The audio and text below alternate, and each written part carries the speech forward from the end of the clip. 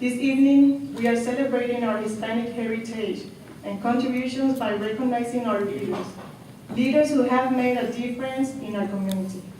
HOLA Augusta newspaper is not only honored to award the outstanding achievement of these leaders, but also to raise funds for the nonprofit organization at my father's house. An organization that commits to its community through helping others better their lives. We all share similar goals, those of making our community the best it can be and also of becoming positive and productive members of the Augusta community, the United States of America, and the world. Enjoy the evening. Here, and on behalf of the mayor, I'm going to read this proclamation.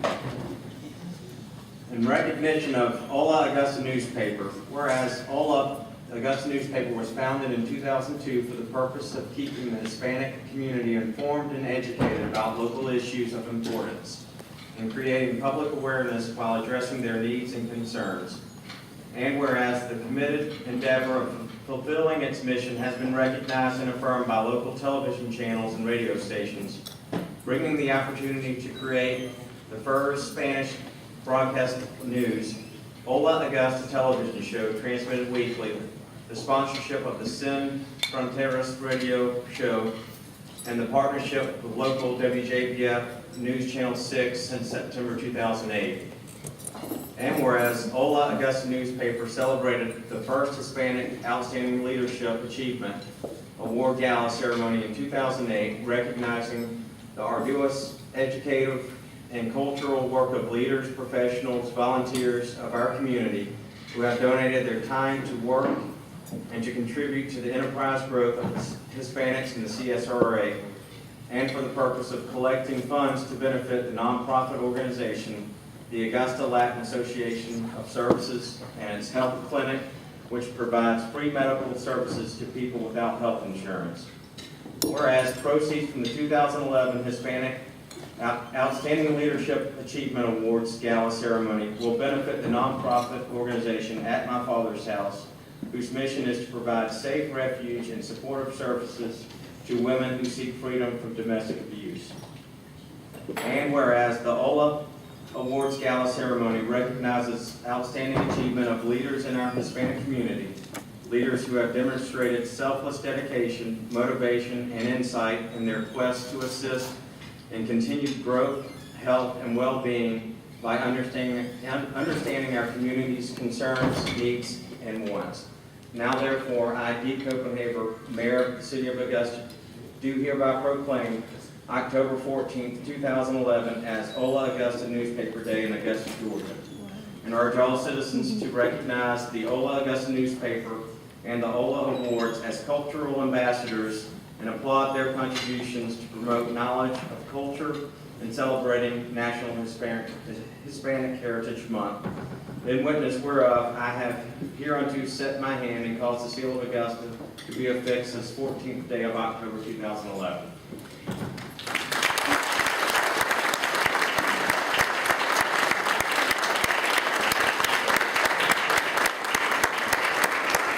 Given me to introduce myself as a nonprofit organization at my father's house. It's a vision that I had had for years, and it has taken me probably about 5 years to put it all together, and finally, it has come. I am very thankful to the Lord that took me out of the place where I was, and He brought me to the place that I am. You know, it's kind of hard sometimes to be able to get out of a relationship where you've been abused and start over again. You know, when you start over again, you get places where they only help you for 30 days. And then, what do? You don't have no place to go, so you go back again to the same place where you were. You know, we were taken out of a rib. We were not taken out of the foot to be stepped on. You know, we can achieve almost anything that we put our hands to do or our feet to go. And it's very important for us to realize that as women can get together in unity and build up something to help other women out, we have made a difference. And this is the night that we as an organization are making a difference. It takes only one person it takes only the president to be president. It doesn't take two presidents, just one. Well, guess what? It takes one person to start something. And I told myself that I wasn't going to go through life not doing anything. I said, because people like me, there's people out there like me. I said, but you know what? I am a survivor, and I stand where I stand now because of the grace of God. So I'm going to leave you with this. Thanks to the people that are willing to work and to the volunteers, which I would like for the volunteers and the workers that are here to please stand up. I want people to see who are wanting to come and work.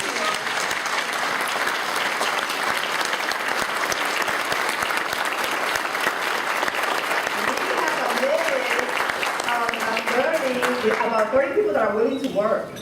Anyways, thanks to the people that are willing to work and volunteers in such a big sacrificing journey that only the ones that have walked the line can feel compassion for those that are going through this path in life. We were made for such a time as this. And only you can know the one who is making that calling for your life. Life is lived only once. Give a helping hand and serve the one who is in need of yours. The moments lived are well lived because your purpose has been fulfilled. You have listened to your calling from the one who created you, our awesome God. Thanks to the people who willingly give their time, their finances to make this possible. Thanks to our Lord Jesus Christ for making us in His time. Thank for you for believing that a dream can come true. Thanks. Good evening. I would like to congratulations and well done to the 5 outstanding awardees that have made lasting impressions on our community. Each one of them deserves recognition for their contributions and achievements made within Augusta's growing Hispanic community, as well as the community at large. Thank you for all you do. Now we will start to call all our awardees to receive their recognition.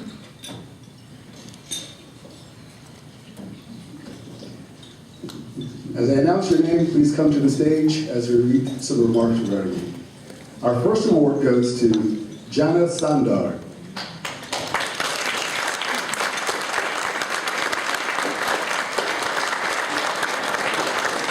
As an exemplary educator and culturist, Jana has contributed with the education of the Hispanic population and with the development. She maintains and strengthens the identity of the Hispanic community and its diversity through different scholarly manifestations. Although her ancestry is rooted in German heritage, Jana Sandar, professor of Spanish, has a deep connection with the Hispanic culture. This nonprofit organization has a group of individuals that volunteer their time to help those in need of medical attention and that also helps spread education and preventive health care aimed primarily at the most vulnerable sectors of the population. ALAS, officially established in October 2005, emerged in response to the increasing need of the Latino community of the CSRA to improve its quality of life. Elsa Bustamante is an outstanding professional leader who inspires others with her exemplary display of work, commitment, and leadership for our community. Elsa Bustamante, Job Connection Coordinator, works with people who came to her office in search of employment and training. The Office of the Solicitor General, Richmond County.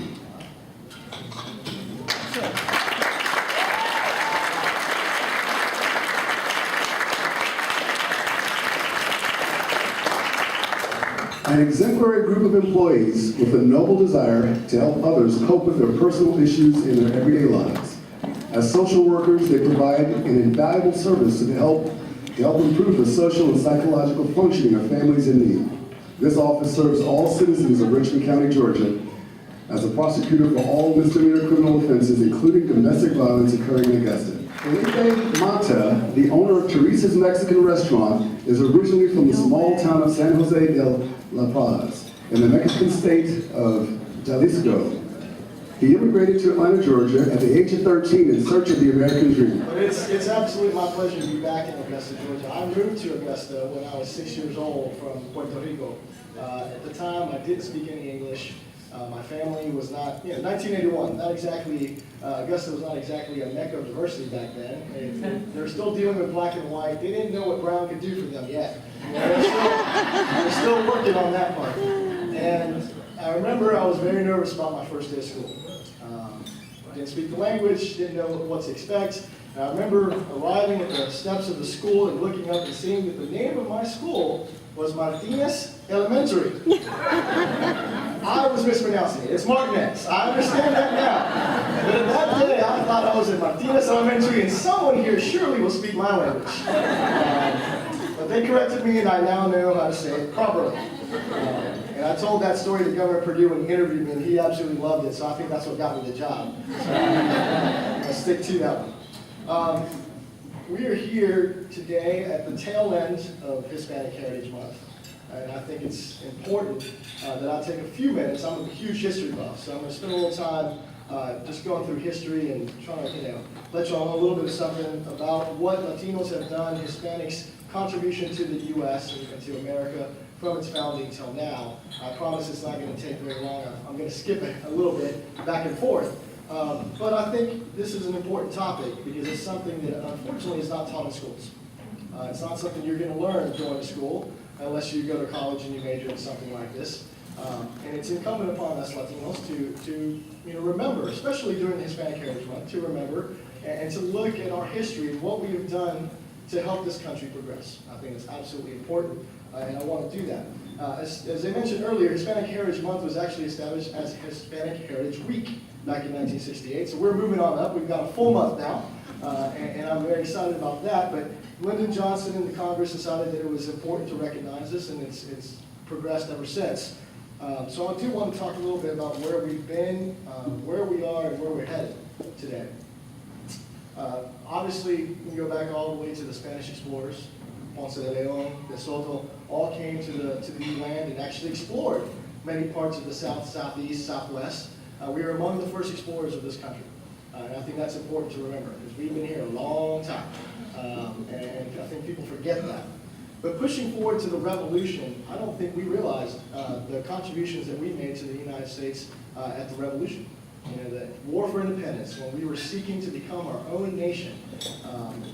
We fought in the war. Latinos fought on the side of the Americans in that war, and we actually had some distinguished generals and captains, and actually we had Captain Jorge Farragut from the Spanish island of Minorca, who was a famed naval captain and helped block some of the ports along the East Coast against the British and fought British soldiers, and he was recognized by later President Washington. So I think that's important. George Washington actually, near the end of the Revolutionary War, ran out of money. I mean, if you look back at the war, it really was a mishmash of militias and volunteers who were fighting the most organized military in the world. And they quickly ran out of money. And near the end of the war, which was 7 years long, which is pretty impressive in itself, and the British never expected us to go 7 years, Washington had no money. They were on the verge of collapse. And Washington actually had Cornwallis blocked at Yorktown. And if he wins Yorktown, the war is over. And he's running out of money. So what happens? Women in Cuba, oddly enough, the ladies of Havana, raised $28 million to send to George Washington. I found that to be absolutely fascinating, that women in Havana, Cuba, were the ones who saved George Washington out of his financial distress. And I think that deserves a round of applause.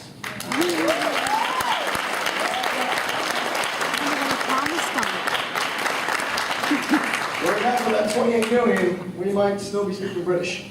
So, moving forward to the Civil War, again, we have some famed military men. The son of Captain Farragut, David Farragut, was also a Navy man, and he fought in the Civil War.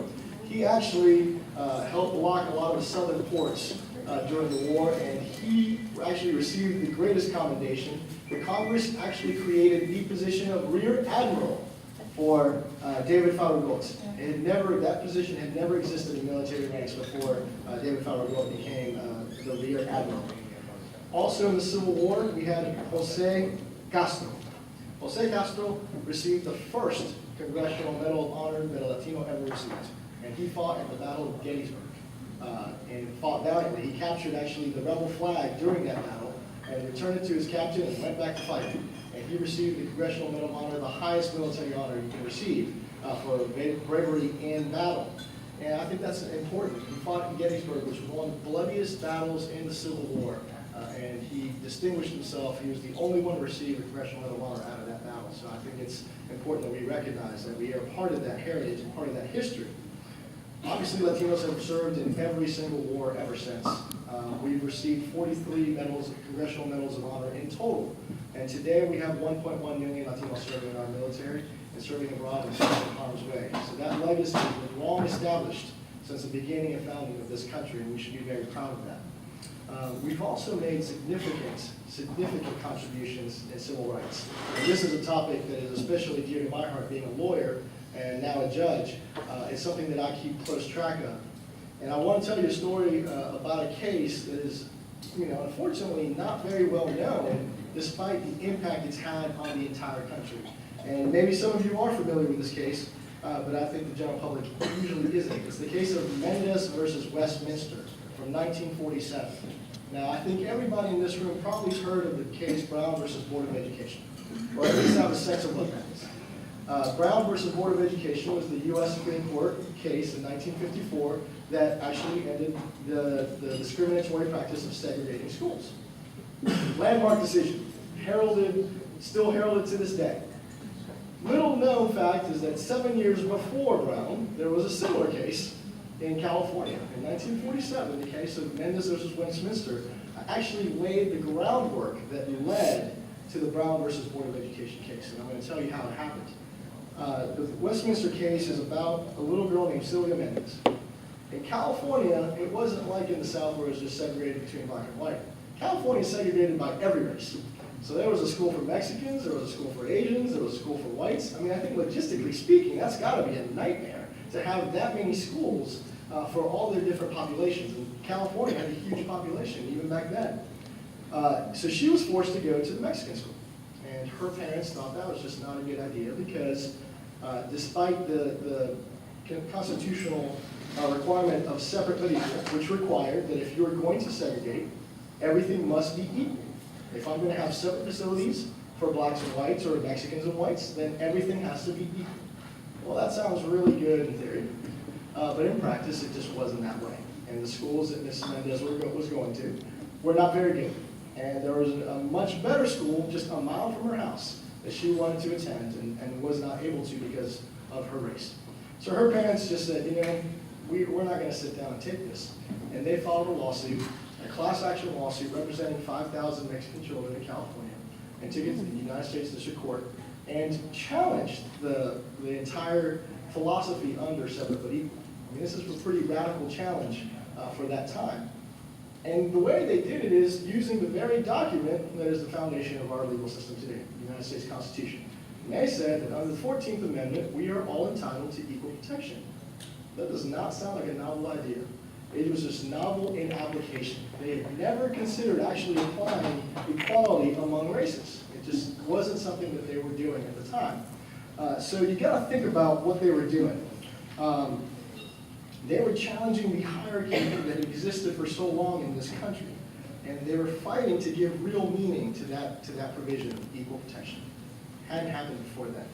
So what happens? They actually win at the trial court level. The trial court judge back then in 1947 said, you know what, you're absolutely right. These schools are not equal, and we don't really understand why we should continue to have two separate schools where one is sufficient. So they won at the trial level, took it to the Ninth Circuit, which is the Court of Appeals. That's where the real battle usually happens, and win again. Ninth Circuit says you're absolutely correct. The segregation doesn't make sense. We should integrate our schools.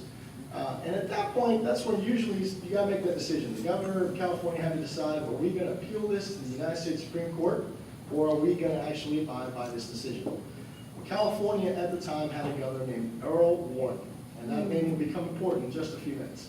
Earl Warren decides, you know what, we're not going to go to the U.S. Supreme Court. I'm going to use this decision to dismantle the system that we have in California. And he integrated schools nearly 10 years before the Brown versus Board of Education case ever came out. It was based on this Brown versus Board of Education.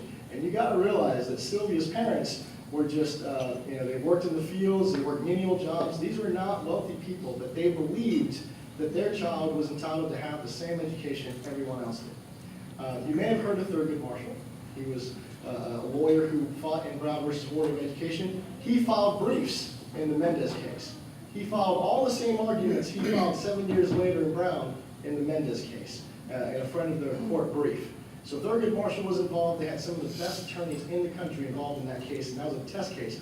Had Earl Warren had decided to go to the U.S. Supreme Court, we might be talking about Mendez a lot more today, because that may have been the first case. But I don't think the result would have been the same, and I'll tell you why. 3 years after Westminster, the Mendez case, Earl Warren goes from being governor of California to Chief Justice of the U.S. Supreme Court. 3 years after. And then 2 years after that, the Brown case comes in front of him. And he says, wait a minute, I've seen all these arguments before. I'm familiar with what's going on here. And he pens the majority decision in Brown that ends the desegregation in schools in the United States of America. Earl Warren was influenced by that Mendez case. There is no doubt in my mind. His experiences in California with the Mendez versus Westminster case actually shaped his view and philosophy when it came to looking at the 14th Amendment 7 years later in the Brown versus Board of Education case. And I think just that is a huge testament to what some laborers in California could do just when they got themselves organized and came together and fought for what they thought was right. And today, we all get to go to schools that have incredible diversity, and we all benefit from that. And it all started, I like to think, with the Mendez case. So I'm a big fan of that case, and yes, absolutely, start talking. That's a good one.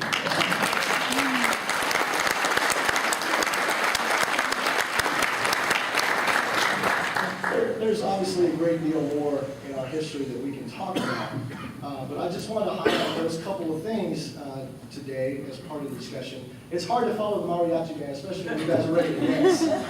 So I'm going to try to get to it so we can get to the party. But I thought it was important to highlight those things because, especially during Hispanic Heritage Month, and hopefully learn a little something. But where are we today? Coming to where we are today. 48.4 million American citizens are of Latino descent. It's about 16%. We're the largest minority in the United States. It is estimated by 2050 we'll be 132 million strong, about 30% of the population. You can't ignore us forever. Just know that. We're here. We are an integral part of this country. We have always been an integral part of this country. We have built the roads, the buildings. We have built the infrastructure of this country. We are the backbones of the agricultural industry. We are leaders in medicine, law, and business. In business, I think in 2007, there were 2.3 million Hispanic-owned businesses in the United States. In medicine, we have esteemed doctors. Actually, we have two here, my aunt and uncle. Dr. Leah, Dr. Leaders in their own fields in medicine. Also in law, we have incredible leadership right now. Obviously, we have the U.S. Supreme Court Justice. Justice Sotomayor is the first Hispanic on the U.S. Supreme Court. The first president of the American Bar Association to be Hispanic just finished his tenure. Stephen Zach, a Cuban-born from Miami, just finished being the president of the most powerful bar association, or the Lawyers Association in the world. And he really made an effort to bring Latinos to the forefront in the American Bar Association. So we thank him for his efforts. We have entertainers, artists, athletes. We permeate every part of our fabric of our society. And I think it's important that we remember a little bit every day that we are part of a wonderful country, and we have actually contributed to where we are today and where this country is headed tomorrow. For all those things, we should be very proud. Absolutely. And we should be particularly proud of the recipients of the awards tonight, as we are hearing what they're doing here locally for you. Those guys are heroes in their own rights, and they're contributing to their local Hispanic communities and to their communities at large, not just the Hispanic community, just to make Augusta better and to make Georgia better. And I think we should give them a round of applause.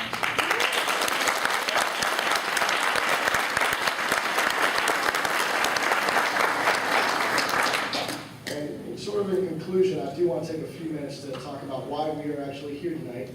We are here to raise money for a fabulous cause, and that's to raise money for at my father's house.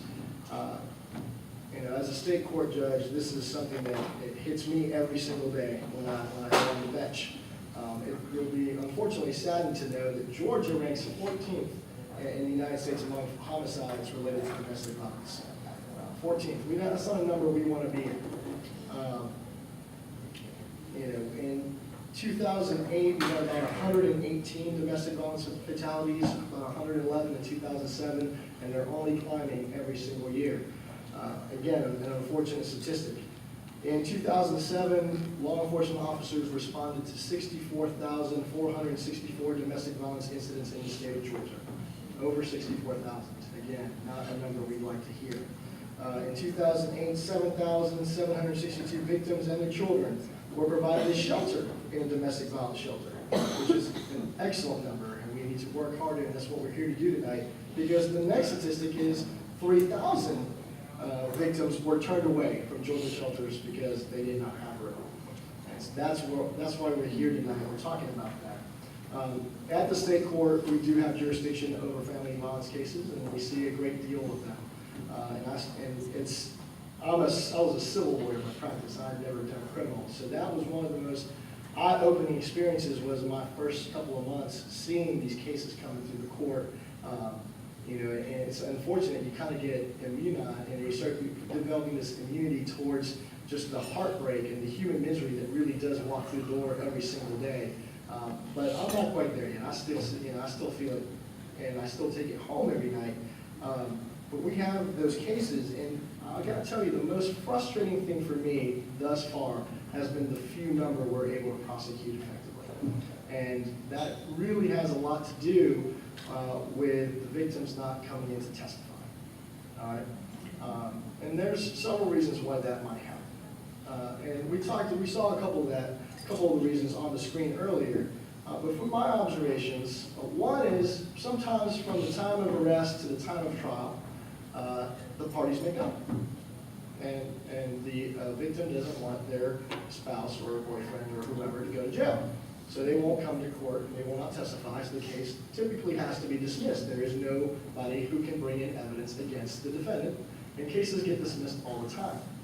Another reason why a lot of victims may not testify is obviously they're afraid of the consequence of doing so. I now testify in trial against you, and you get out 6 months down the road, guess where you're going? You're coming to see me, and I understand that. So the fear is a real thing. And it really is a deterrent for folks to not come in and testify, but it does prevent the good folks in the solicitor's office from prosecuting those cases effectively. And then the last reason, at least from my observation, that I think folks don't come in and testify is just they are so dependent on the abuser that they can't afford to let that person go to jail. They either don't have the economic resources, they don't have anyone they can turn to, they don't have anywhere they could go. And it would be, it's for them in their mind, it's better to be with the person who claims to love them than to be out on the street on their own, alone, without anybody to help them. So again, that probably leads a little bit into the calculus as to why these folks, and we honestly dismiss 90% of the cases.